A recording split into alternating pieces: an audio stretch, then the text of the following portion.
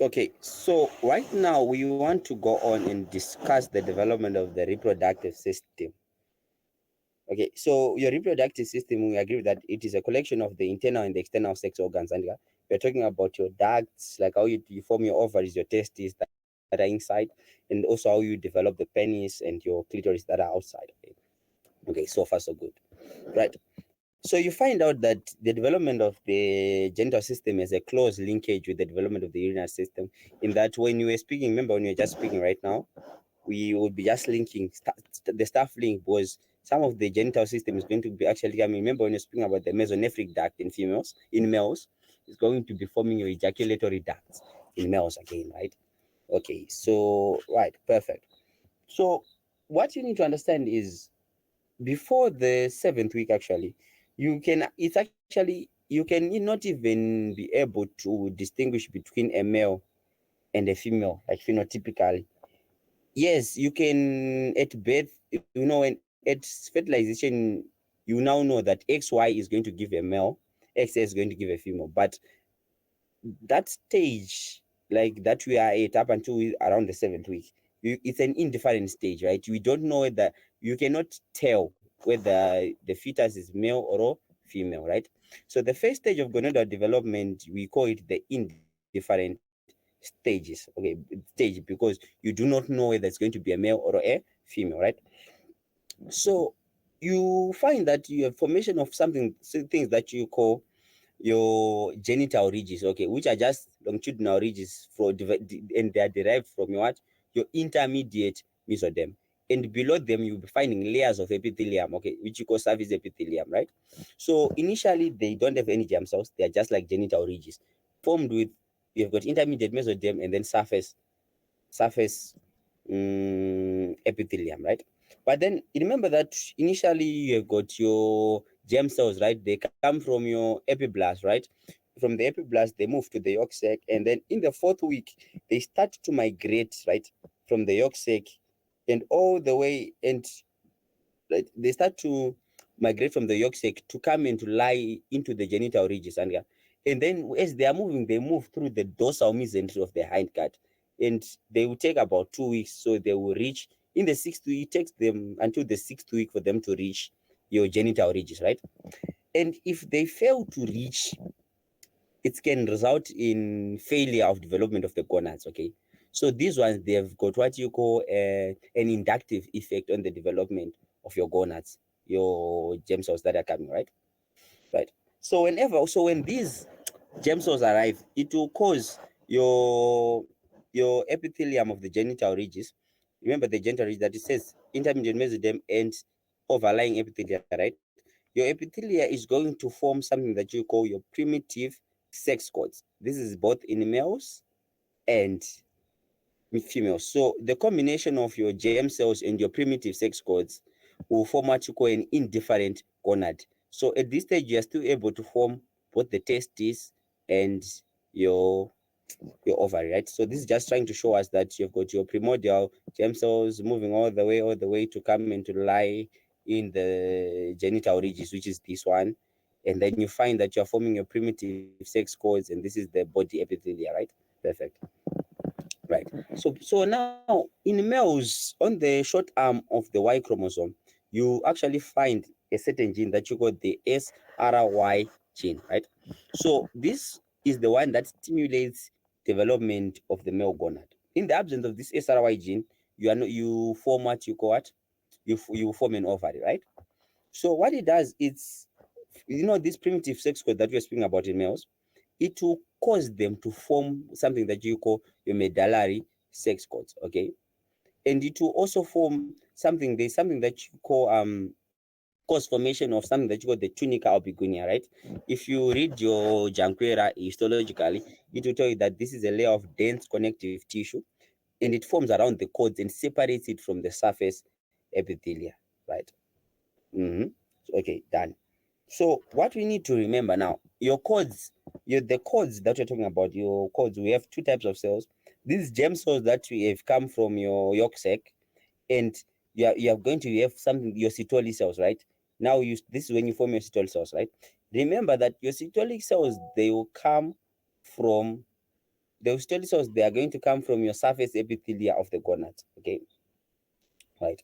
So what happens is in males, because we are talking about males right now, they these sex codes they remain, they won't canalize up until puberty, right? And they will actually canalize at puberty to form your seminiferous tubus, okay, which are the sites of sperm formation, right? So between these sex codes, you have got your Leydig cells, and your Leydig cells they will actually develop from your intermediate mesoderm. That you need to remember. And in the 8th week, your Leydig cells they begin to produce testosterone, right? So your testosterone is the one that's going to drive differentiation of your internal and your external genitalia. Good, perfect, right? So this is just trying to show us something. So this is just your testes that's developing your mesonephric duct and everything, right? Okay, perfect. So we have spoken about how the testes form, right? And if you want to speak about something else, you can actually speak about how the ovaries form. The females, they've got an XX, so there's no Y chromosome, so there's no SRY gene to influence development.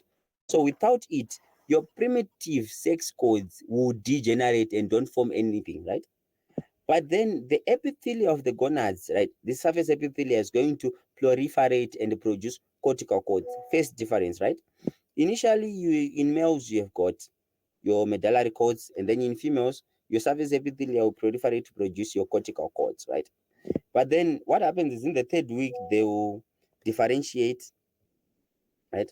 So, sorry, in the 3rd week, they will start to break up into clusters, and then so these clusters they will start to surround your germ cells. So your clusters, these clusters of surface epithelial cells are going to form what you call follicular cells. Remember, the follicular cells in females come from your from your cortical cords. Okay, so when they surround your germ cells, they form what you call your what? Your primordial follicle. And we know that in pre-pubertal women, this is what you find. You find primordial follicles only. Done. Perfect. Right. So here we are just trying to see this.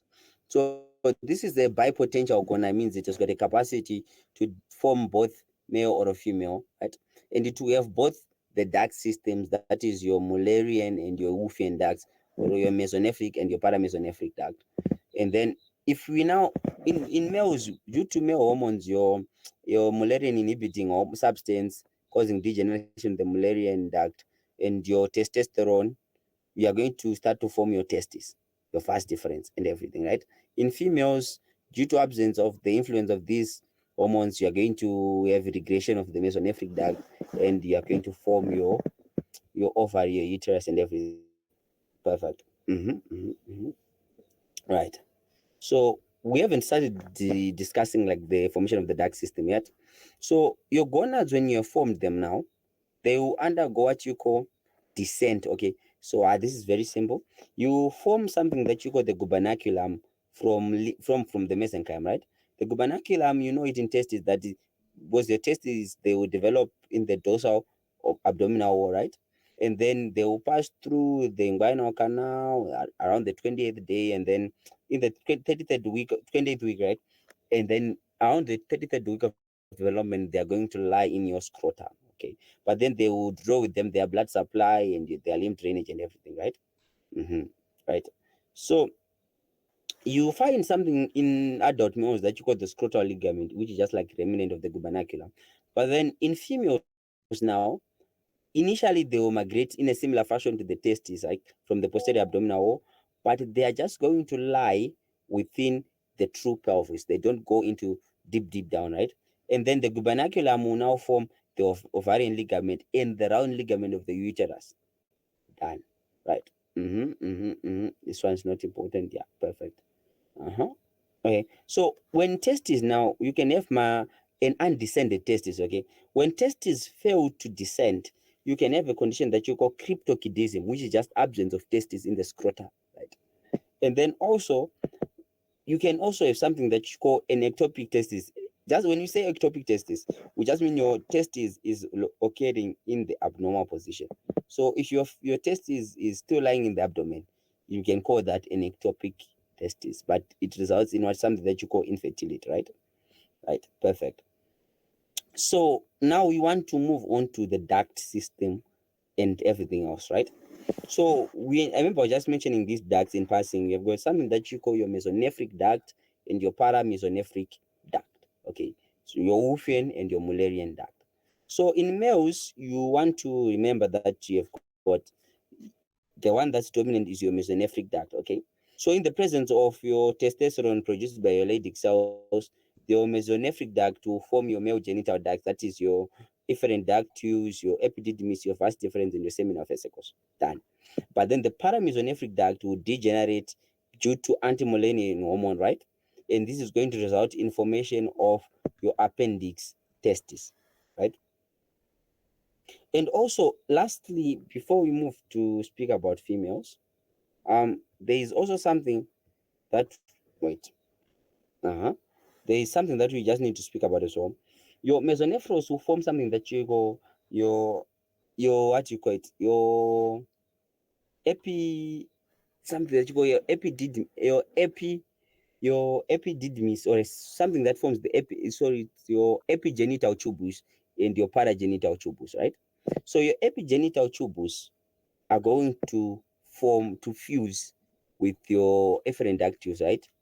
And then you form your efferent ductus, right?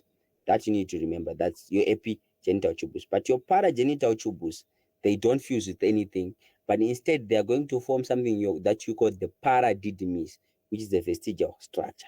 This you need to remember. Done. And then if you are in females, there's no Leydig cells, there's no testosterone, and your mesonephric ducts, they will degenerate, okay? And then when they degenerate, they will leave your epiopherons, your paraopherons, and which will just later on form what? Your Gartner's cysts. Okay, I think you've seen the word Gartner's cyst somewhere. So, but then your para mesonephric ducts, they will remain there, right?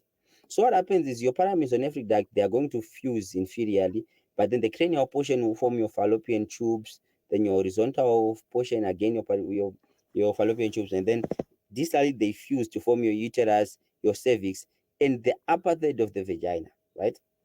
So we need to remember this part. And then so far so good.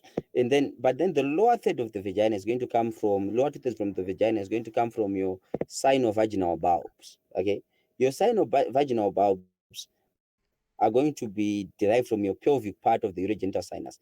Remember when you said that the pelvic part of the urogenital sinus in females forms the entire urethra and part of the vagina. Okay, so part of the vagina is going to come from the sinovaginal bulbs, which are derived from the pelvic part of the urogenital sinus. Okay, done. hmm So this is just trying to show us development in females. So you see the uterine tubes. These are your paramesonephros. They fuse together and then they form your uterus, your upper third of your vagina, and then lower two thirds coming from your sinovaginal bulbs. But also there's something else that you need to remember. If you look here, you have got something that you call the hymen. Okay, so your hymen is going to be developed from your again. It's going to come from your urogenital sinus again. You see it, this hymen, and then it's going to become perforated in the center and in prepubertal women. Okay, yeah. So that is that. Not prepubertal, like before, like yeah, yeah. Okay, prepubertal women, like or before a woman has had intercourse, right? It's like in what do you call it? In virgins, exactly, right? It's going to just form a tiny perforation at the center, right? Perfect. So, however, you can also in developing the vagina, you can have a lot of anomalies. You can have some that you call agenesis, like sometimes you fail to form your vagina, you fail to form your cervix sometimes. You can have unicornate, your didelphs, which are just like two complete uteruses. You can have didelphs with, you see, if you look at this one, I think I'll just send clearer picture. This ones, they're not clear that clear again. You have got, you see, you've got two uteruses here, and then so, okay, so these are just like inarcuators, whereby there's just like a septum on the surface, but not that important. Lastly, now this is very important, the most important part: formation of your external genitalia, right? So what happens is you have got something that you call cloacal membrane, right? So the cloacal membrane, what happens is that we are going to form something else that you call cloacal folds. So cloacal folds will come and surround the cloacal membrane and fuse cranially. So these cloacal membranes fuse cranially to form your genital tubercle. Caudally, they will divide anterior and posterior. Anteriorly, they form the urethral fold. Posteriorly, they will form your anal folds. And on the lateral side of the urethral folds, you're going to form your genital swellings. Right? This is just what you're trying to speak about. Let me just do this. Right. Right. Perfect. So, if you are looking at it this way, just imagine that you think that the center is your cloacal membrane, right? You have got this being your cranially, right? Your cloacal folds, they are going to fuse cranially and form your genital tubercle, which is this one. And then anteriorly and like caudally and anteriorly, they form your urethral folds, and then caudally and posteriorly they will form your anus, right? So this is like you are looking alright. So if you to understand this diagram, understand that you are looking from an inferior perspective. Yeah? Like I'm looking, the diagram is like I'm looking from underneath this diagram, right? So you understand that this is caudal. This part is more, this is caudal, and then this part is more superior, and then yeah, this is caudal but anterior, caudal but posterior, right? But we need to understand the derivatives. This is very important now. That in males, your your genital swellings are going to form the scrotum. In females, your genital swellings are going to form your labia majora, right? In males, your urethral folds, they're going to fuse, right? They are going to fuse and form your penile urethra. But then in females, your urethral folds, they don't fuse, they will remain open to form your labia minora. In males, your genital tubercle forms the penis. In females, the genital tubercle forms the clitoris. And as the genital tubercle forms the phallus and then the penis, right, in males. And then as it starts to move, to grow anteriorly, it pulls with it the urethral folds. Okay, so that is how we derive. And then this urethral ridge in females, it does not cross, right? When it does not cross, it's going to leave. It's going to form something that you call your vestibule, right? Your vestibule is just like a space where your urethra is going to be opening, right? So that is that. Mm-hmm. So yeah, so that is. I think we have spoken about this, like the derivatives. We've spoken about all of this, and yeah, this is again what you're just speaking about, that you form your folds anteriorly, the genital tubercle, which will form the phallus. These are the lateral urethral folds. Then on other side you find your scrotal swelling. This is in a male, and this is the anal fold. Done. Okay. And then in the females, we have already discussed what it forms. So yeah. Development of the vagina, I think we have spoken about it, right? We said that the vagina will form from two things, right? It's going to form from your paramesonephrons that fuse, like, and then your lower part is going to come from your sino-vaginal, bulb, or the urogenital sinus. Okay, so upper two-thirds comes from the Mullerian ducts, upper two-thirds, and then the lower third is going to come from your urogenital sinus. Okay, perfect. So this is just that, trying to show us that. And then you can have got an ambiguous genitalia. Ambiguous genitalia, like you're not sure whether they like. So ambiguous genitalia can show you in forms of an enlarged clitoris if it's in females, or a micro penis when it's in males. Okay, so you're not sure that it's a male or a female. And then you can have got something that you call vaginal atresia, whereby the vagina is like atresia. You know, like it's like there's narrowing of the vagina in females. And then you can have an enlarged clitoris, which I have just spoken about. And when you have got androgen insensitivity, imagine that you, if it's in males, you can no longer differentiate to form your testes, your sperm, your the external genitalia, that's your penis and everything, right? So you can have more symptoms of micropenis. Yeah. Lastly, yeah, so that is basically the development of the development of the male reproductive system. And so before we do what we discussed, that we are going to be doing MCQs, anyone with any question so far? Anyone with any question?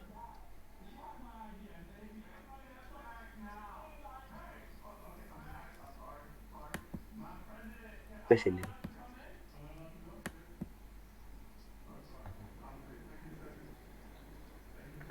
Okay, so if we have no questions, we can just move on to MCQs.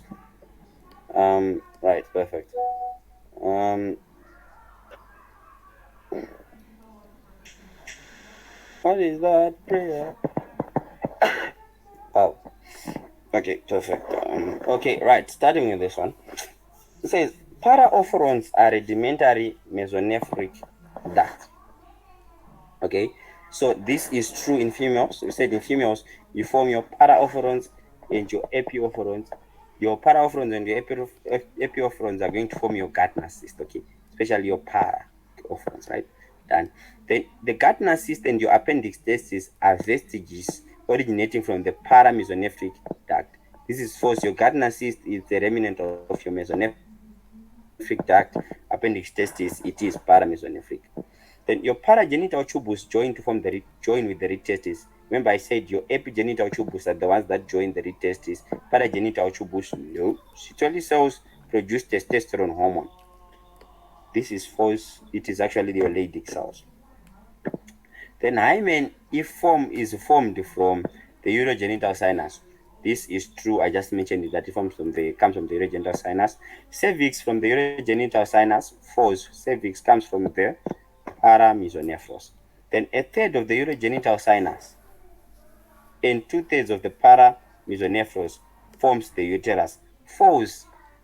This forms the vagina. The uterus is completely 100% comes from the what? From the paramesonephros. Then the vagina is formed from the paramesonephros only. False. There's a section that comes from your urogenital sinus, right? Lastly, your round ligament is a remnant of the obliterate umbilical vein. We know this is true. And then but this is one is we learned this in abdomen, right? Then round ligament is a remnant of the paramesonephros. False. Then your urethral folds fuse to form labia minora. They don't fuse, and after they don't fuse, that's when they form your labia minora. Your Leydig cells produce testosterone from the late 8th week through. Now, the phenotypic sex of an embryo is fully differentiated by the 5th week. Remember, this is the first point that I mentioned. I said you cannot, this is definitely false, right? You cannot distinguish between a male and a female by this time. In the ovary, your surface mesothelium gives follicular cells. This is true because you said that your surface mesothelium is the one that forms your cortical sex cords, right? And then your cortical sex cords, they will later form your follicular cells, which surrounds your oogonia to form your primordial follicles. The male duct development can occur in the absence of testes. False. This is false. You cannot form the male ducts without having the your testes. Why? Because the hormones that you are talking about, the hormones that you need, your malaria inhibiting hormone, your testosterone, they are produced from Leydig cells and the stem cells that are inside your testes, right? They cannot have this development, right? Then mesonephric duct forms the ureter in females. This is true because the mesonephric duct gives the ureteric bud, which will form the ureter in females. Question.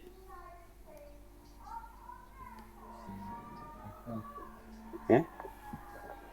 Is there anyone with a question? Okay. Perfect. Okay, so and then insufficient androgens in males may result in development of female xenogenitalia. Right. So androgens, what you need to understand is they are essential to develop male characteristics, right? So whenever you have absence of a certain substance like your your hormones, you result in formation of female genitalia, right? So they can allow us to say true because like when you have insufficient androgens, you can form your female external genitalia. Then The vagina develops entirely from paramesonephros. We said false, it forms from the urogenital sinus in the paramesonephros. Gubernaculum, direct descent of testis in the scrotum, true. Clitoris, the female homologous of the penis, true. Urethral folds fuse to form the corpus spongiosum, false. Urethral folds, they form the penile urethra. All this corpus spongiosum comes from these are parts of the penis. It comes from the genital tubercle. Then virilization of the female external genitalia is associated with excessive production of androgens by the mother. This is true. Um, I think this is our last MCQ. Following are correctly paired. The scrotum's cloacal folds false. It's not cloacal folds. Your scrotum comes from your genital swellings, right?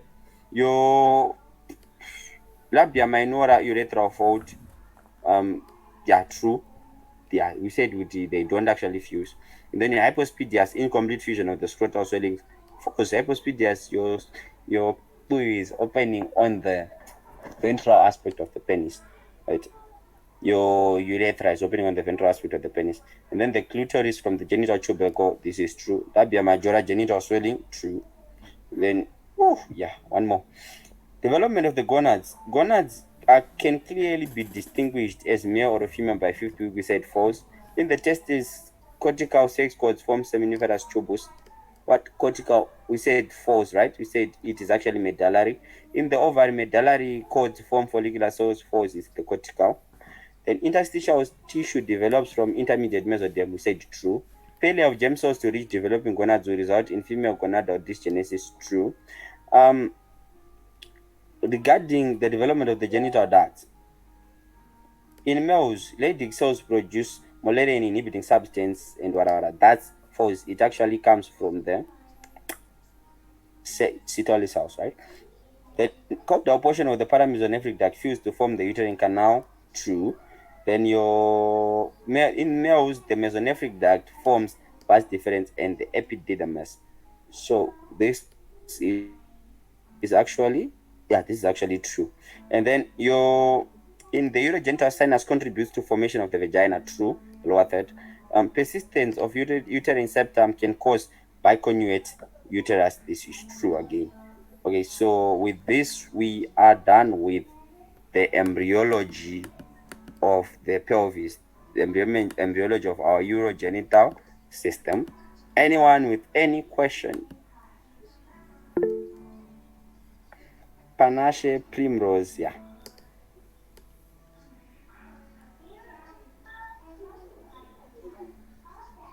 Panache.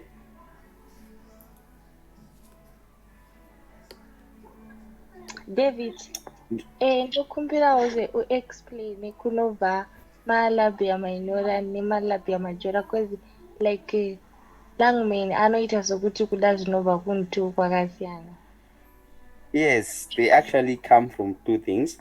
Okay, so I think for us to understand, let me open something for you. Right. So we say that you have got your cloacal membranes and then you have got macroecal folds that move to cover the cloacal membranes and say they fuse anterior, they fuse cranially to form your genital tubercle, and then caudally and anteriorly they form the urethral folds, caudally and posteriorly your anal canal, right? And lateral to those urethral folds, that's where you form your genital swellings. These genital swellings, they form your labia majora. Your labia minora actually comes from urethral folds, right? When they don't fuse in females, they form your, your labia minora. So labia minora, urethral folds, labia majora comes from your genital swellings. Good. Alright, that's right, fine.